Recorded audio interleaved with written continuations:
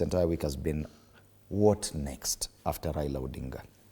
And part of that conversation is directed at the Houses of Parliament, that at some point many Kenyans felt that these houses, with a broad-based arrangement, the marshalling of numbers for both ODM and UDA was simply working for the executive, for the president, and whatever goes to Parliament, because at the end of the day, they make a decision on a vote.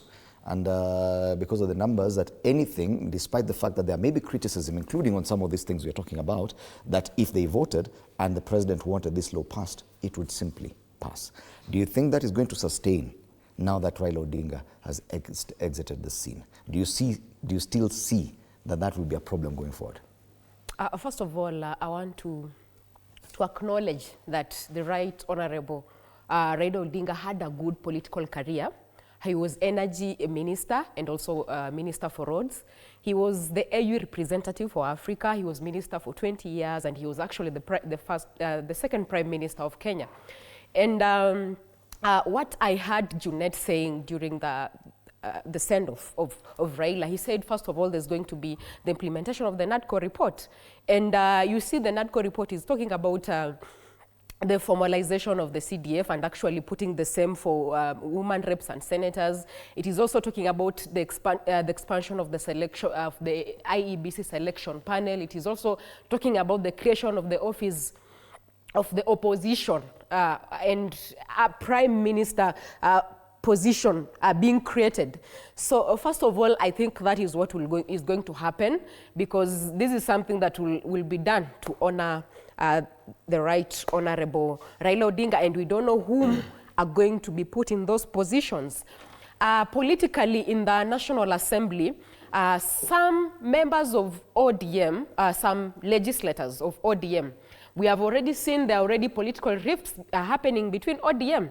So yes, some will go to opposition and some will fully support the president. So it will not be 100% support for President William Samuel Ruto, because we can see already there's a drift. There are those who are saying, Baba said we should listen to the ground. Others are saying, Baba said we should be in the broad-based government. And those who are talking about the that Baba said that they should be in the broad-based government, they are crying out loudly. We could see Mbadi, how he was speaking that day during the funeral. Actually, he was wailing in speech. So I think most of these people are putting their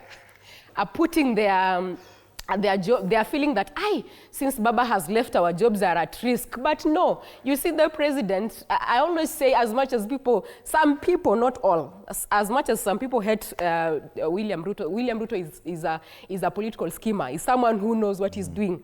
And I feel like even these political spewing of tribal that came from Mutahi may be one of his scripts to ensure that there are some emotion that has been created within the country, and then some people will start saying, now because Mutahi has said this, I'm going to support the president for a second time. Because I had some people saying that, actually.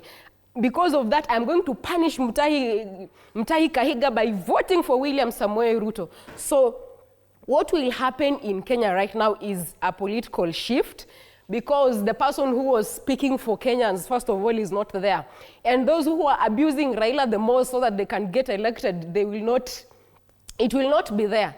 And those who are praising Baba, it is you, niwewe, so that they can get elected, Baba is not there. So people have to work hard, especially those legislators who have not been working for the common mwananchi, just thinking, I will hang on Baba's coat and get elected. It is not that way anymore. It is not going to be business as usual. Definitely. Because people have to work for the people right now. There's no more political aligning on Baba for them to get sympathy, or there's no more abusing Raila Odinga the loudest so that you can get elected in your area. Yes. Jared, what do you feel the future of ODM will be?